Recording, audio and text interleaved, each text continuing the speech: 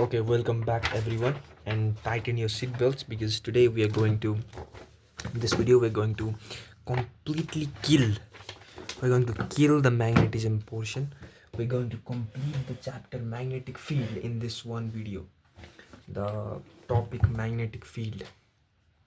Magnetic field in this one video, whole thing, except for numericals, in this one video. Okay, so we have done somewhat numericals already, not all. So we're starting off with only theory portion from 16.1.1 to 16.8.1. I've just uploaded the videos for these 14.1.1 to 14.6.2. If you have not watched them, go and watch them out. And this is also already uploaded in the channel. I've also already done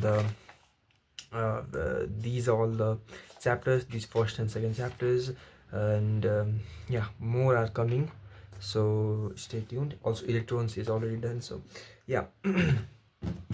Now we're going to go for the one sort of it, so let's start.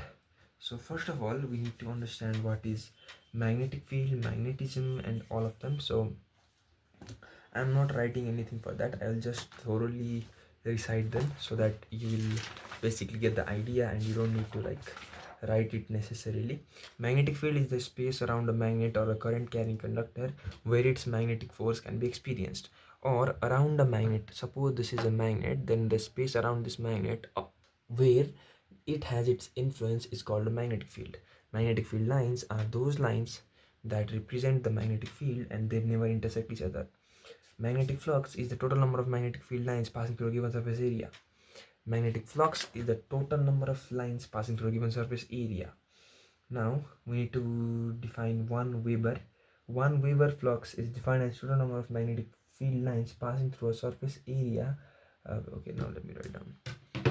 We have that phi is given by BA cos theta. So phi equal to 1 Weber is the condition when the total number of magnetic field lines passing through the plane of area 1 meter square in magnetic field 1 Tesla and theta equal to 0 degrees. In that case, theta equal to 90 degrees, my bad, cos 90 is 1, perpendicularly to the direction of magnetic field and intensity of 1 Tesla. So magnetic field flux density or magnetic flux intensity,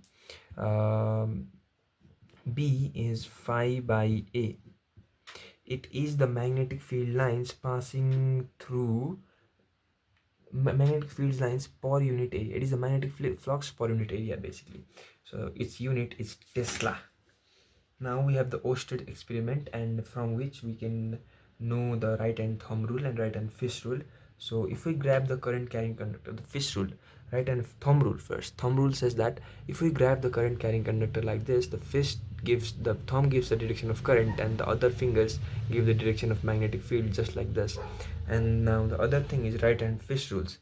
If forefinger of right hand indicate the direction of current flowing through circular coil, the if the four fingers of the right hand indicates the direction of the current, okay, if these indicate the current, then the thumb indicates the magnetic field.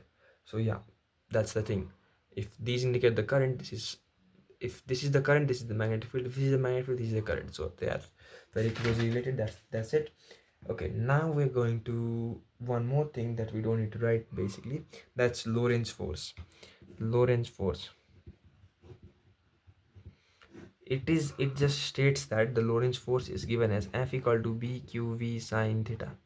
We already know this, but still I'm doing it. And the vector form is F is equal to Q times B vector into cross product B vector. So that's it, and it is given by Fleming's left hand rule. Fleming's left hand rule says that this is the direction of magnetic force experienced by the conductor or the charge. This is the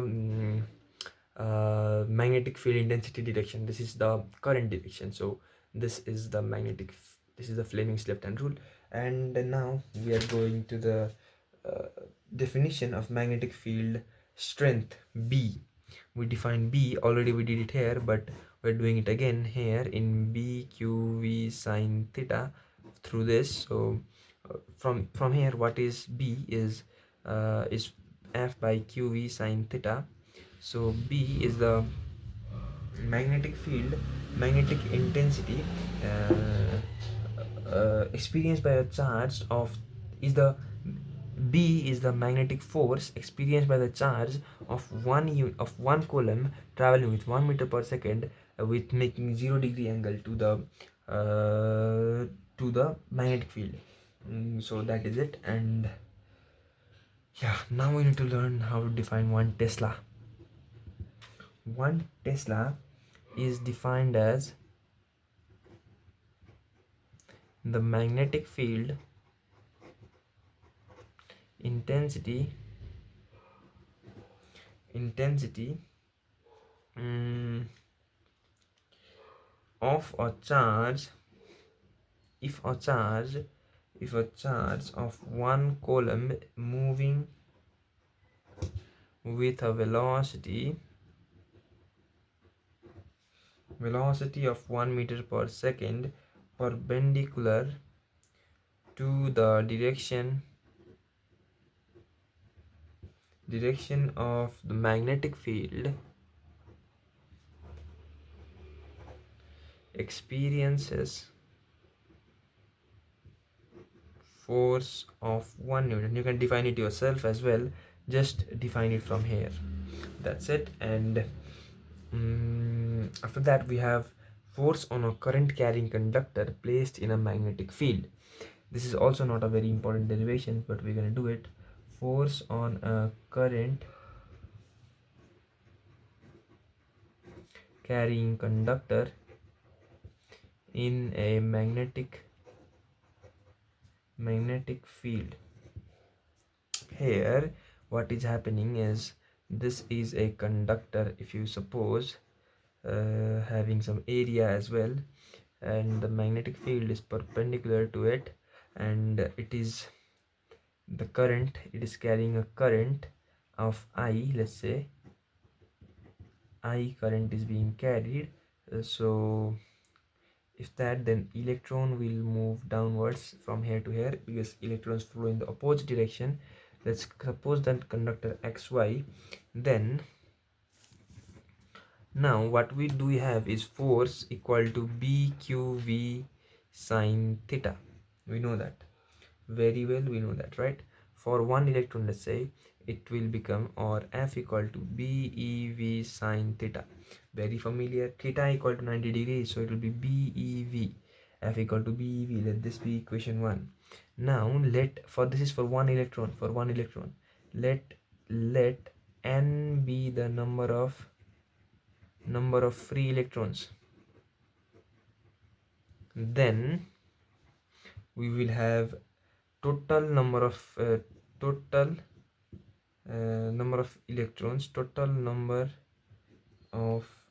electrons, okay, free electrons per unit volume. Total number of electrons equal to n into V, equal to n into A into L. Why is this n? The unit of n is meter per meter cube. Don't forget that.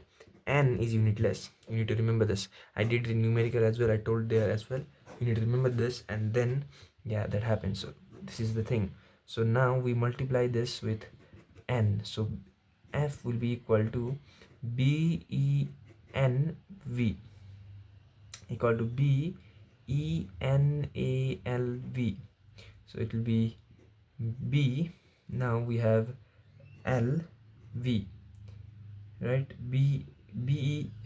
We know that from the some drift velocity, V equal to I equal to VENA. So V equal to I by ENA, right? And okay, I equal to VENA. So we have it all. VENA. So VENA. So it will be BLV. I mean BLI. This is I from here, you can see. So BLI. So F equal to BIL. And if sine theta was not 90 degree here, if it still be theta, then we will have theta, theta, theta, sine theta, sine theta, sine theta, just like that. This is the relation for it. After we know that, we can now simply go to the very important portion, the current, the torque produced in current carrying conductor, current carrying rectangular coil in a uniform magnetic field. So in this thing you need to draw a rectangular coil first. So let's draw a rectangular coil just like this.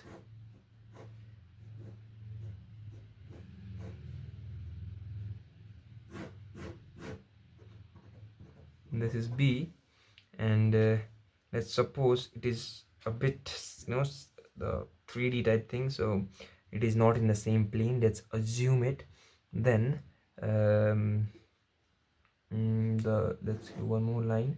The angle made by this to the thing be theta, the angle made by that. So after that, let's name this. Okay, we can do A B C D P Q R S, and after that, let's say its length is L and its breadth is B. The shortest distance here, it is like this. Yep, this is B, so this will be B cos theta. We all know it. Why? Because here is the angle. Look at this. This is the angle. Let's say this is the angle. This is the angle. So that's B cos theta. Yes, it is B cos theta. So now we need to find the force on each arm due to the thing. So we already derived it here, BIL sin theta. So for this arm, look at this, theta equal to 0 is 0. This whole thing becomes 0. So while theta is 0, that means the both sides there is no force.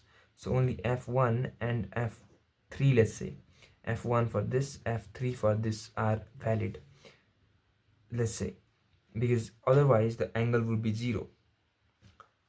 Am I wrong? I am not, I think.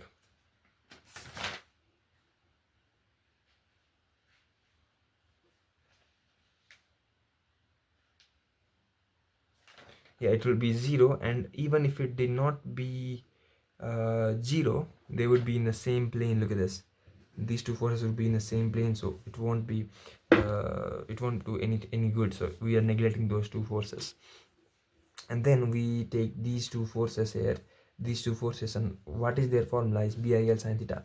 B is given, I is given, B is given, I is given, I here, by the way, I, and L is also given. So that will be BIL, and angle is 90. So BIL for both magnitude. F magnitude is both F magnitude. Now for the direction of F, you need to understand what's happening here. B is here. Look at this. FBI, right? So FBI, B and I is going downwards right here. I is going downwards here. B is right here. So F3 is coming upwards. It is coming upward like this, and it will be opposite here. It will be going inside. That is the thing. One side upward, one side downward. That's how it works. And if you change the direction of current here, it will be exactly opposite. So this will make a rotation. There will be torque produced in it. So the torque produced would be very simply, we know that torque equal to force into radius, and angle is 90, of course, and no, wait, cos it, that's not 90, cos theta. And we have F, the force we have, what force do we have? The force that is being acting here, that acts here, is what is it? Okay, let's see. First of all, the force that are actually acting here are F1 and F3, with them saying. So F1 and F3 are both length thingies. So we just do BIL one force here, BIL force into R cos theta. R cos theta is B cos theta here. B cos theta. B cos theta, just like that. Now we know that L into B is area, so BIA cos theta. For n number of electrons, it will be BINA cos theta. You just remember that. You just remember that. What is the formula of torque? Torque is equal to B na cos theta. We already did all the numericals of this, but we derived it right now. So that's how we derive it. You write it yourself, the language and all. I'm just one sorting it and revising you all. So yeah, that's how it's working. Now we're going to another very important thing, moving coil galvanometer. Moving coil galvanometer. Okay, moving coil. Okay, it is, the video had just been 15 minutes and we have done something at least. So yeah, moving coil galvanometer, it says it is the principle says, in principle says, a device used to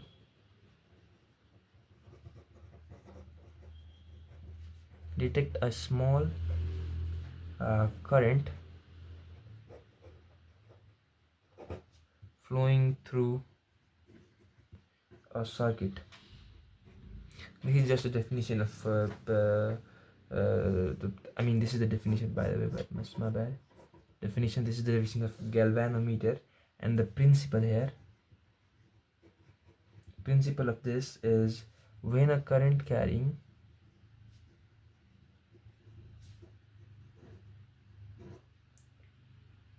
rectangular coil is placed in a magnetic field,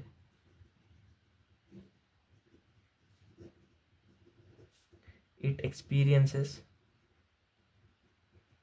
or torque, as we derived it right here, torque that rotates the coil, just like that. So that is mostly all you need for your exam. And there are two things now, current sensitivity and voltage sensitivity. The current sensitivity here now, current sensitivity is given by, is defined as, current sensitivity, current sensitivity is defined as the deflection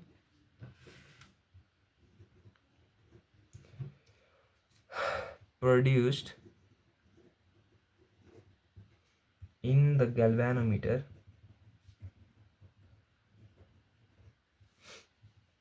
per unit current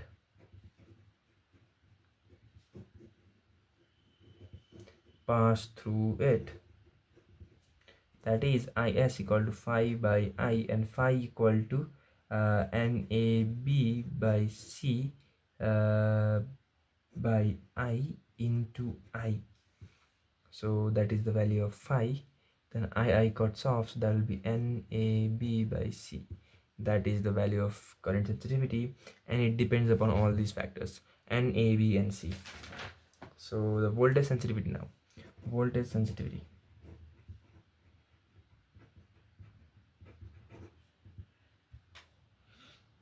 Is defined as, it is defined as the deflection produced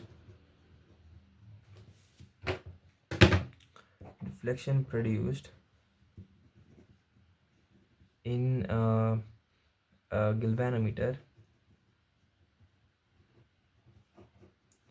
per unit potential difference would applied across it.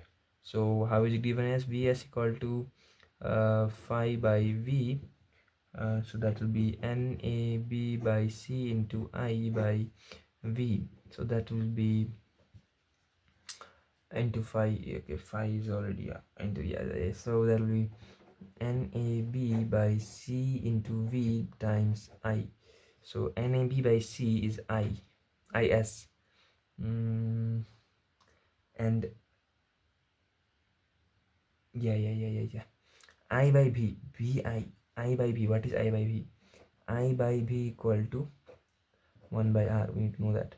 So NAB by r, and this is NAB by CR, and that's the thing. So that will be V, yeah, that's the thing, and that can also be written as IS by R. That's the thing. And what is depend upon? It depends upon these all and also this. So yes, that's the thing. And now we're going to Hall effect. I have already explained Hall effect, but briefly I'm going to explain again, very briefly. There is a semiconductor made stripped or a metallic strip, right, like this, and there is a circuit across it, as you can see, like this, and the current is flowing here, just like that. The current is being flown, the current I, let's say, just like that. Then while the current is flowing here, the electrons will be pulled in this side because electron will be flown here. So an electron right here will be pulled here due to the electric field, due to the Fe of the force, electric force. And it will be pulled down. Why will it be pulled down? Because of the magnetic force. So it will be in this side of the semiconductor or the metallic strip, there will be negative charge, and upper thing there will be positive charge, just like that. And due to which there will be a voltage developed here called Hall voltage. That's it. The phenomena is called Hall, what is it, Hall effect. So yes, that's pretty much it. Okay, my bad. That's the velocity of the electron, the resultant velocity. The force is actually in the upward direction. So yeah, because of course the positive sign attracts the electron, so more than the direction of flow of current. So yeah, electrons will be moving in this direction, because electron must move here to for the flow of current, but the force will be in upward direction. So yeah, that's how it works. And that's it. You just assume the thickness to be T, the breadth to be D, just like that, and just do everything, do the math. And what you need to actually do is, electric force will be BeV. This is the electric force, and the magnetic force will be this is the magnetic force, and the electric force experienced here would be EE. This times this by one electron here, that should be Ne, but that's EE for just one electron. And we know that for at equilibrium, they both must be equal. So BeV must be equal to EE. E will cancel. So you remember something, that the cross field numericals, cross field derivation is also similar here. Yeah, BV. So BV equal to E will be VH by D. So now the V, we have the VH by D here, and VD right also right there. So we need to find the VD, right? So VH, right? So and we VBD. Now there is something we need to do here, because that we are not going anywhere with this. So we need to replace the value of the drift velocity here. That is VH is equal to BDI by NEA. That is VH is equal to VI by depth upon area, is basically thickness, because area is what is it? Area is length into breadth, right? The D into T. Yes, area is D into T. BI by NEA. That's how it works. NET, my bad. NET. That's how it works, and that's the expression for the Hall voltage. Hall, yeah, and that's the Hall effect. So we had successfully completed Hall effect as well. Now, what there is a question: why is Hall effect more effective in semiconductor? Because in semiconductor, number or density of charge carriers will be small, so that the Hall voltage and Hall coefficient will be more. Because from here you can see Hall voltage is inversely proportional to number of electrons. Here it is. Number of electrons is inversely proportional to the Hall voltage. So the more voltage, the more efficient it is. So yeah.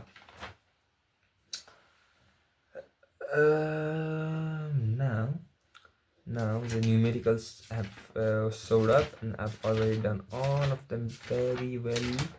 So now the next thing we're doing is the current element and the Biot Savart's law. So Current element is a small portion of a of a current carrying conductor. This is a current element. It is denoted by IDL, just like that. And the Biot-Savart law states that the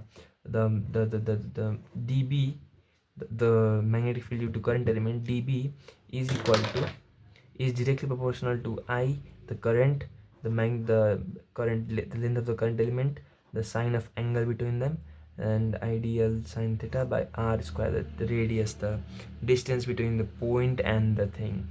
So, and if you put the constant, that's mu naught by 4 pi in SI and nothing in 1 in CGS, ideal sine theta by r square. This is the Biot-Savart law basically.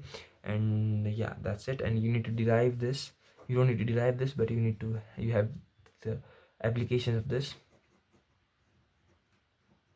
I think there are 4 applications, but 3 are important, so we're doing all three of them so right now. And first of all, the first application here is inside in the center of a circle. Suppose this is a circle. There is a current element right here, and due to this current element, the what is the magnetic field at the center? They are saying this is IDL. The current is I passing through this, so just like that. And what you need to do, the angle here is of course 90. So now we know that from Biot-Savart law, dB equal to IDL sine theta by r square times mu naught by 4 pi. Now we just integrate. This is very simple. We just integrate it from dB, from where the circumference, we integrate for all of this. So it will be 0 to 2 pi r, that's the circumference of circle, and it will be equal to mu naught by 4 pi r constant terms, ideal sine 90 degrees by r squared, 0 to 2 pi r. B, let's say, is equal to mu naught by 4 pi into I by r squared times the dl will be 2 pi r. You just got one things, you just got 1 pi, you just got that. So it becomes B equal to mu naught I by 2r. This is it. We have successfully derived the value of that in the center. For the n terms, you just give n. And now we have the second derivation, and that is at the axis of a circular coil. So we suppose a circular coil like this, just like this, and put 2 of them in the axis, because axis there are 2, yeah, circular coil there are of course 2 axes and almost everything. And at the center, this is the center, we suppose, let's say, and it's let's bring the point, the lines here, just like this. Let's say this, and let's say this. Now what I'm doing here is pretty simple here. This is DL, these are DLs and DLs, both are identical of them. So let's say this is M and this is N. That's the O point, and the point here is P, that is to determine the angle. This is B phi and this B phi too, because these both angles must be equal. And now what do we know here? What do we know here is this experiences the force here is actually dB plus dB. There's dB plus dB, 2 dBs, right? So they resolve and form components like this. The component, this is the dB thingy, this is the dB, and this is also the dB. This is, let's say this is dB prime though, and since this is the phi, this is phi, then this also is phi, and this also is phi, just like that. So we know that where there is this phi, there must be cos where there is angle. So this is dB cos phi, and this is dB sine phi. I mean, this is also dB cos phi, the dB prime cos phi, and this is however dB sine phi and dB prime sine phi, just like that. There are 2 of them. but it does not matter because we are integrating either way. So yeah, that's the figure here. And now we just do the integration, because these two basically cancel out and they don't do anything. So the only thing that matters to us is that. So first we need to get everything in terms of phi. So we have the, from Biot Savart law, we have mu naught by 4 pi into IDL sine theta by r square. This is the thing. So when, because we know that theta and phi, the relation, look at this. To find the relation between theta and phi here, think about it, we need a relation between theta and, okay, we don't need it right here, okay, my bad. Theta equal to 90 degrees, 90 degrees here. So since that is at 90 degrees, so that will be mu naught by 4 pi into IDL by r squared.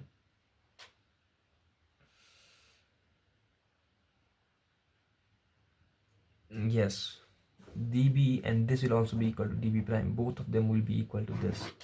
So since both of them are equal to this, the direction of that, they will be, yeah, they will be equal, right? So they are resolved, so they are cancelled. So you just integrate, you just to be equal to, how do we integrate from, again we integrate from 0 to 2 pi, because the whole circle we need. So 0 to 2 pi r, we go capital R this time, because there are a lot of r's. Look at this.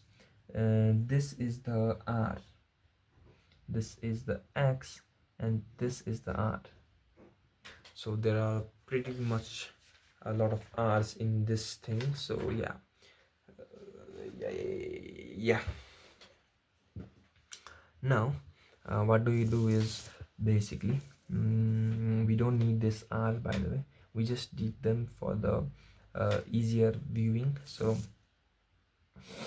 here we need to put mu naught by 4 pi into IDL by r squared. So b will be equal to mu naught I by 4 pi r squared times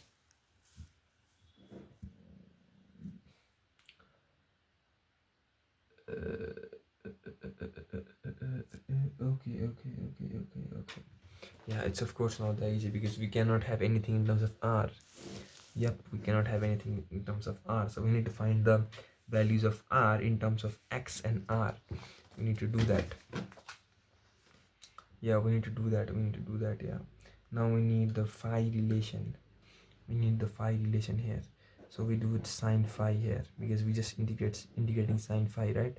So, and sine phi here, sine phi is given as, look at this, sine phi is here, and the sine of this is r by r. The, okay, this is not r, by the way, only half of this is r by r, p by b, p by h, that's r by r. So r by r, and if we have this, we also need small r.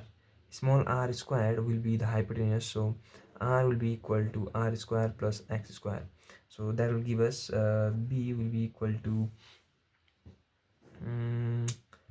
2 pi r 0 mu naught by 4 pi into IDL sine pi by r squared, or b will be equal to 0 to 2 pi r mu naught by 4 pi IDL, this is r by r, this is r, this is r, this is r upon r, and r squared is again here, so r squared is here. Yeah, this is a bit crazy, you know. Yeah, now we just put the values of r cube here, like that. Yeah, so let's bring that out. Mu naught by 4 pi I is outside, and the radius, let's bring that out as well.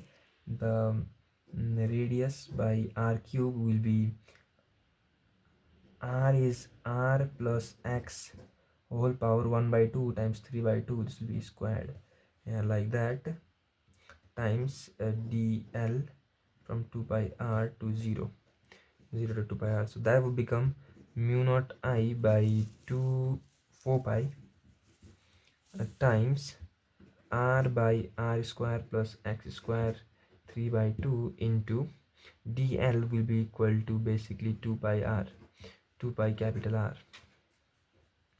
So if you cancel this pi and 2, what you will remain with is mu naught I r squared by 2 r squared plus x squared 3 by 2. For n terms, you just add n in the middle. Mu naught n I r squared by 2 r squared plus x squared 3 by 2. This is a very important derivation. It might be asked in your examination, and yeah, this is pretty easy as well. Once you do it 2 times, you will understand it very well. So do it 2 times before you know, yeah, you think that it's difficult. You need to at least try 2 times. So now we're moving on to the third application, that is the magnetic field due to current carrying straight conductor at a point, at a random point. So to do this also, this is very simple as well. um, it is shorter than the previous one but longer than the first one. So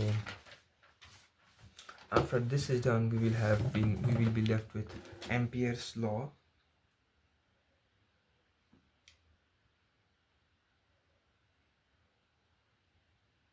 and the force between two parallel conductors.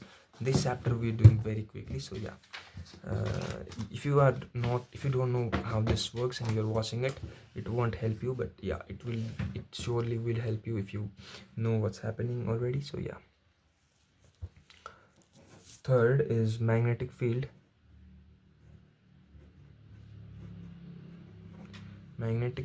due to a long current carrying conductor.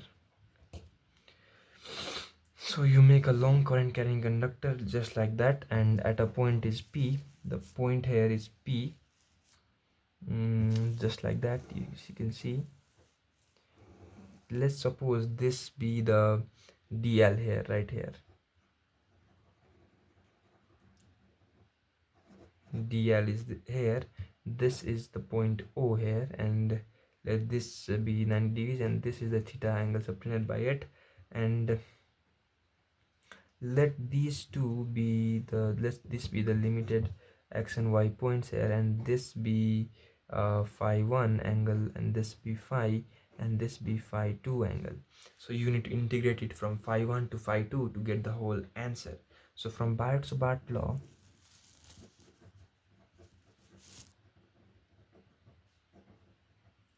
what do we know is dB equal to IDL sine theta by r squared.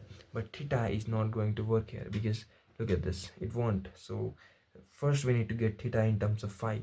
Theta plus phi plus 90 equal to 180. Phi plus theta plus 90 degree equal to 180 degree. Sum of angle of triangles. So if this goes the other side, phi plus theta equal to 90 degrees. Phi equal to 90 degree minus theta. So then dB becomes IDL sine 90 degree. Also from here, from exactly the same equation, we can do theta equal to 90 degree minus phi. So 90 degree minus phi, so by r squared, that will be cos phi equal to IDL cos phi by r squared. Now we need to put here dl, right? We need dl here. So we also need cos phi. So first of all, let's find out cos phi here in this triangle. Cos phi, this is the radius, this is the point, the distance is a, this is the radius r. So the value of cos phi will be perpendicular by base, and let this be the length L, by the way. This is the base. Wait, no, this is the base. This is the hypotenuse, b by h, so it will be a by r. A by r. Cos phi will be equal to a by r, or r will be equal to no, a will be equal to r cos phi, just like that. Everything's good, right? So now we need to find the value of dl. So dl, for dl we need L. And for L we need tan, because that's a base, that's the perpendicular. We're going to tan. So tan phi will be equal to perpendicular by base, p by b. Tan phi perpendicular is a, p by b, right? L by a, L by a. So L will be equal to a tan phi. So if you differentiate this both side, dl by d phi, let's say d by d phi equal to a tan phi by mm, d phi, d a tan phi by d phi, or dl will be equal to a the derivative of tan. What is the derivative? I think it's sec square phi d phi. This is it. So now we know that we can replace everything in the above equation 1. We can replace everything. So dB will be equal to I times a sec square phi d phi times, now cos phi is what is cos phi? Cos phi is a by r square. Now we do r square r cube. So and a, also a can be found out by r cos theta. So I times r cos phi sec square phi d phi times a by r cube, and we got 1 r, so that will be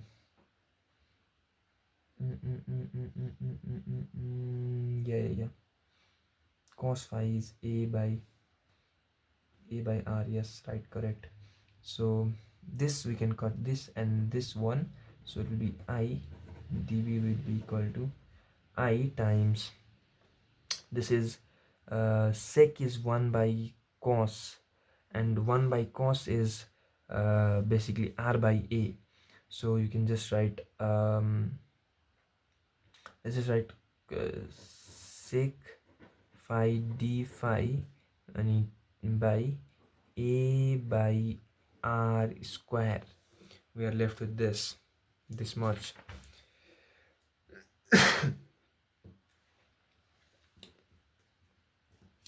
Right.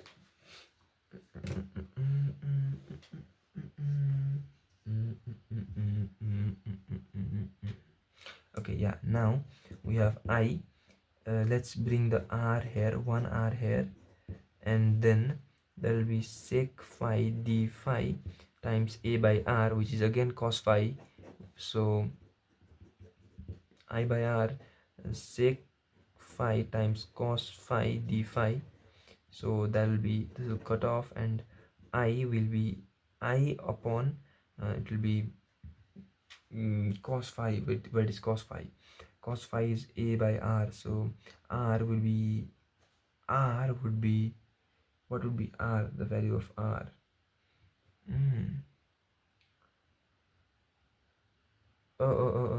Yeah. R would be equal to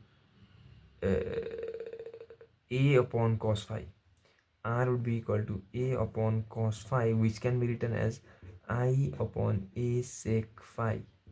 So, and yeah, there is a constant terms as well, so multiply all of them with that. Yeah, into mu naught by 4 pi. Do it, and what will be final thing is dB equal to mu naught by 4 pi times I by a sec phi. This is the final term. So we have, and d phi as well. So it will be mu naught by 4 pi a I times cos phi. This is the thing, and d phi as well. Now if you integrate this, okay, now we're integrating it right here. Integrate equation 2, let this be equation 2, from phi 1 to phi 2, as I'm saying it, phi 1 to phi 2, just like that. What is going to happen if you do that? If you do that, it will be b, of course, and mu naught by 4 pi a I will come out, and the integration will only be for cos phi d phi from phi 1 to phi 2, and therefore the derivative, the integration of cos phi is of course sine, and it will be phi 1 minus phi 2. So that's gonna be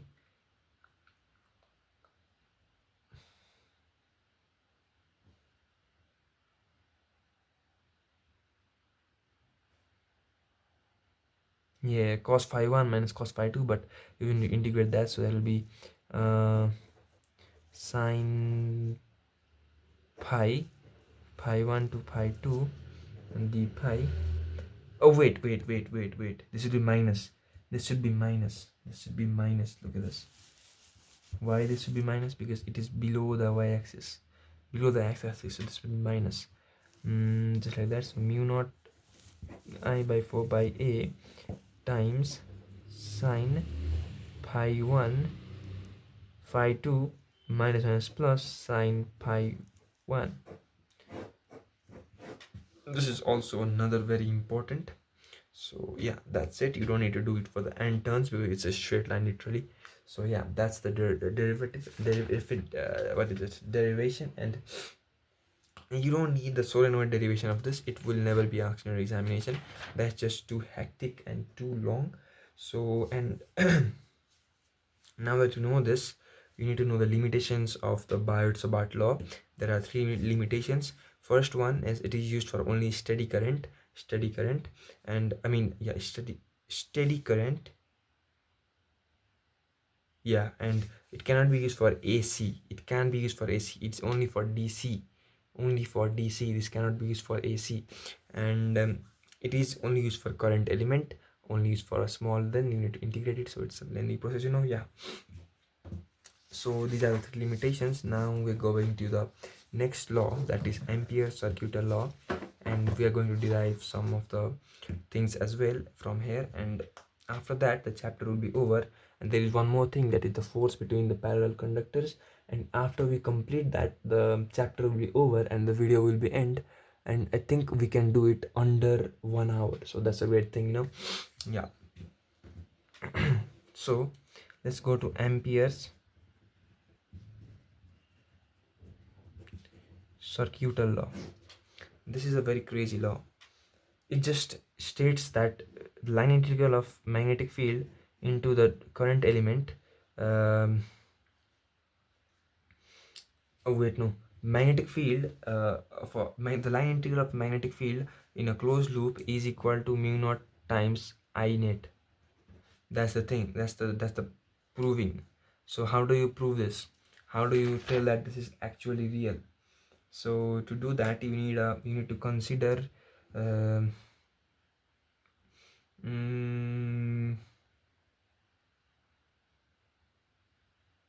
you need the help of Biot-Savart law, by the way. Yeah. So it is just the Biot-Savart law's new thing, I think. Biot-Savart law says that the magnetic field at any point P, due to some, look at this, at any point P, where is it? Yeah, here it is. It is at any point is mu naught I by 2 pi r from Biot-Savart law. B equal to mu naught I by 2 pi r at any point in the circumference of the circle, from the long straight conductor. That is the thing, mu naught I by 2 pi r. Then if you integrate this, the line integration of BDL would be equal to mu naught I net. So if you integrate this, actually mu naught I by 2 pi r line integral, and line integral basically means around it. So that was for the circular thingy like this, and this was the current element, just like this I, and this was r. So that is circumference. That will just be 2 pi r, integration from 0 to 2 pi r. So dl equal to mu naught I net, and so that will be B will come out B will come out, or that the mu naught I by 2 pi r will come out, and that will be 2 pi r, that line integration of that will be mu naught I net, so it will cut off, and mu naught I, that will be equal to this, so it is proved. That's how we prove it. Now the first application of this law is the magnetic field to a long straight conductor. What is the first application? Magnetic field due to a long straight conductor. By the way, you might confuse this being from how did this come, because this is not, there is no pi for the first, that's not a circular, don't confuse it with the circle, it's the last thing. Look at this, it is this, it is this here, what is derived is this, what I'm using here is this, just the angle is not there, that's being used here. And yes, how is that being used here? Because while this is 1 and this is 1, this becomes 2 and the 4 cuts off, so that's how you're using the 2 pi r here. So yeah, because Ampere's law only deals with infinitely long thingy, and for the infinitely long thingy, this angle becomes 90 degree, because while it increases at some point, because the earth is curved, look at this, at some point, because the earth is curved, it will somehow reach this straightly. In this, there is no line that's straight, so it will go down down down somewhere in the infinity, and it will be straight to this point P, and the angle will be 90 degrees. So that's how it works. Of course, it's all hypothesis, and yeah, it's just cool to think about. Yeah, magnetic field long straight conductor. Okay, so the magnetic field long straight conductor is a very easy thing. You need to know. You just take a long straight conductor and draw a circle around it like this, and let this be the current element, and the current flowing through is I. Oh wait, no, this is the magnetic field direction, and the current is being flown through here actually, and this is the distance between them, that is R. At this point be O. Then if we integrate it, line integral, this is so easy, bro, this is so easy. BdL, if you just do BdL equal to mu naught I net, and B will be B, because B will be B, so you have to find it. And line integral of dl integral will be just the circumference of the circle. So I mean wait a minute, dl is dl cos theta equal to mu naught I net, and theta is 90 degrees, so 0 degrees, because the angle between dl and b is 0, so b dl equal to mu naught I net, and b times dl integration basically is 2 pi r. Yes, bi integration is 2 pi r. How is it? Because it's just circle, bro. What the hell, what do you mean how is it? 2 pi r equal to mu naught I will be there, so b will be equal to mu naught I by 2 pi r. That's how we derive it, and that's just what we proved here, and that's the same thing. Yes, it is. Now that's why it's easy, so I'm just doing it roughly. Now the another thing is magnetic field due to a long solenoid. The second thing is magnetic field due to a long solenoid. Yes, so if we imagine a long solenoid, just say this is inside outside, inside outside, I mean inside, going in, yeah, going in, coming out, coming out, going in, coming out, going in, and let's just make a dotted line, so to signify it is actually infinite and not just some scam,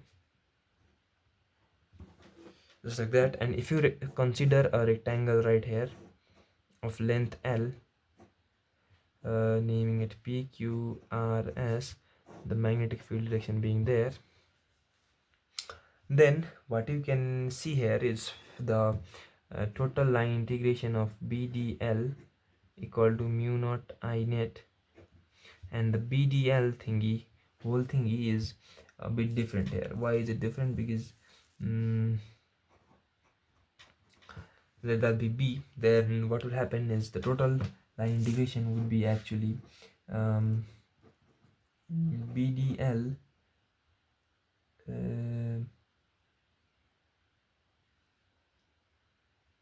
okay, that will be actually B.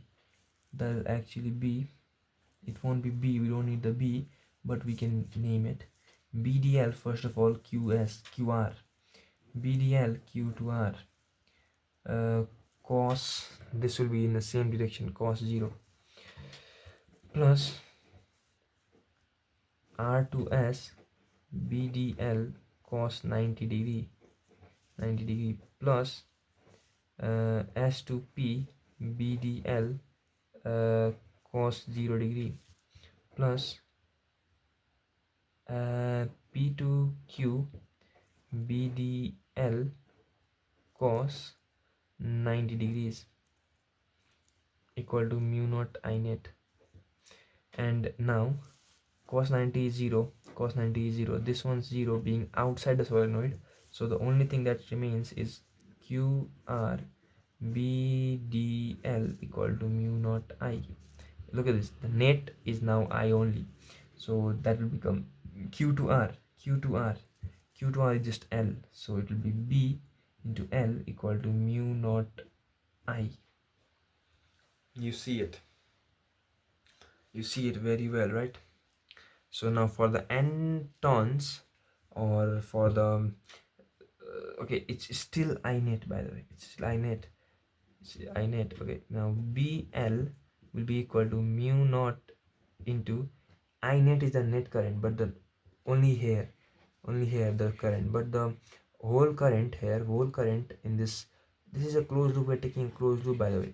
We take a closed loop in every single thing. Look at this, we're taking a closed loop, we're taking a closed loop here as well, so that's net. But for everything we need to actually change it, being L and NLI, and N into L. Why is it N into L? N into L gives the N means the number of turns, and L means the length. So yeah, it gives the everything. So the L gets cancelled, and B equal to mu naught Ni. This is the equation, and that's very very easy. For toroid also you derive exactly the same thing, but there is a bit different. There is only one thing, and there is just cos 0, because the angle here, look at this, the toroid,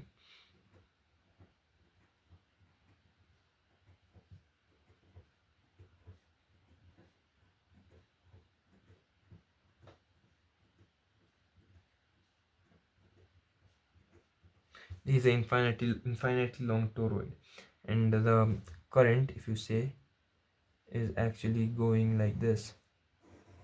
The whole boundary is like this, the current is going here, and this is the center. If you say, this is the magnetic field direction, and it is always 90 at every single point, so it will be just BDL cos 0, I mean cos 90, I mean cos 90 0, so cos 0. Why cos 0 now? Why cos 0? Let me tell you why cos 0. Let me tell you is the angle between the DL, where is it? Let me wait a minute. The angle between, we don't see this angle, not the angle between B and R. We see the angle between the B and L actually. So it is always in the same direction. Look at this. The angle is always 0. So that is why it's always 0, and it will just be mu naught I, and you just do the same thing until in last you just go for B into 2 pi r, because it's a circle, and mu naught and I net here, and you will go from n to pi r I. Just got these, and B equal to mu naught and I here again. Just the same thing, you derive it, you prove it. And now limitations of it: it is only used for steady current, for direct, for DC, only used for infinite length, only used in free space. These are the 3 limitations, and we are very close to the 1 hour mark of our time, and we have completed it. Now we're going to force between 2 parallel infinitely long straight conductors. We already did the numericals, and after that the chapter will be over, most probably. Oh yes, chapter is over after this, and we are going to the next chapter, the electromagnetic induction, in the next day, next video tomorrow. So stay tuned for that as well. Okay, now I'm finishing this very so quickly. Force between two parallel infinitely long straight conductors. Yeah,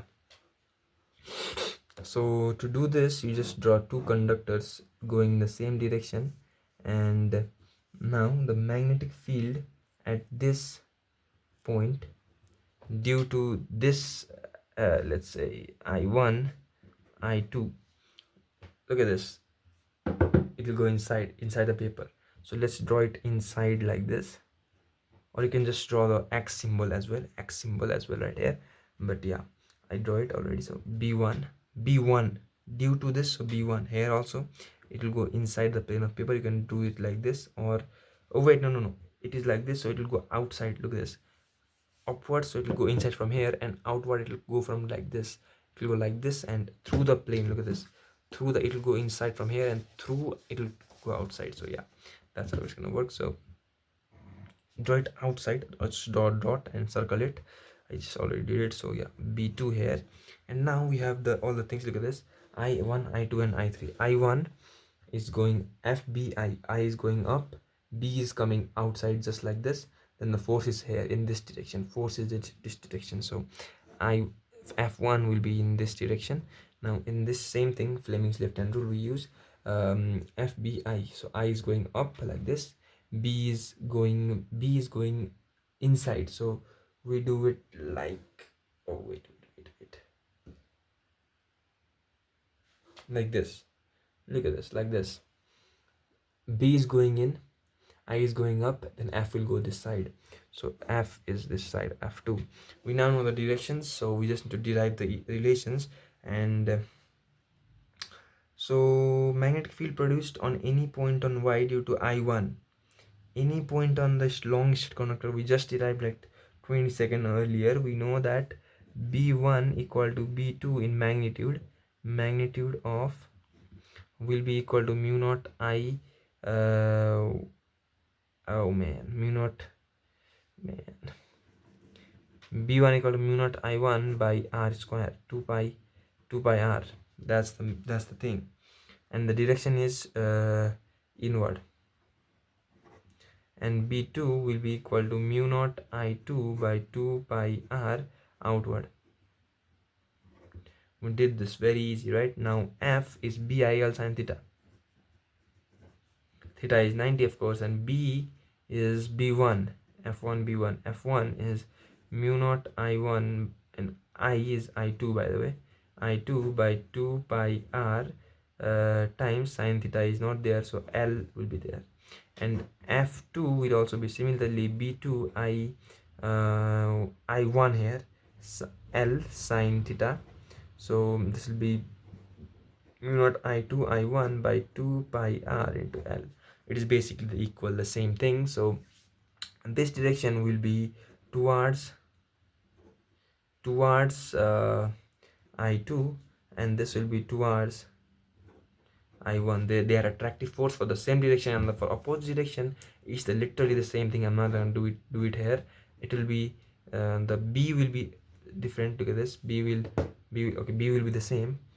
It will go inside from here, and it will go inside from here like this, and it will come outside from here, magnetic field. And the force, however, it will go away here. The force will go away, and also here the force will go away, and they are repulsive in nature. So that's it, we just derive it. And force per unit length is just divide them by L and cut this L here, and divide them by L, cut this L here. Is the same thing. You are, this numerical is very important. I've already done this in the channel, you can go and check it out. And derivation also might be asked in your examination. With this we officially conclude the chapter, and that's it. Okay, one last definition is, what is 1 ampere? Let me write down. 1 ampere 1 ampere is defined as the amount of current flowing through two infinitely long straight conductors. Just you define it like F1 equal to F2 equal to mu naught I1 I2 by 2 pi r. We have this force, right? We have this. So 1 unit is, just put this 1. So 1 unit force, 1 unit 1 ampere is defined as the amount of current flowing through two infinitely long straight conductors placed in vacuum, separated by a distance of 1 meter, experience a force of 2 × 10⁻⁻7 Newton per meter on each other. Now how is that? Because mu naught is a constant and 2 pi is a constant, so they experience 4 pi upon 2 pi × 10⁻⁻7, that is 2 pi × 10⁻⁻7 Newton per meter force in each other. Then that is called 1 ampere. With that, the video ends. Thank you for watching. Peace out.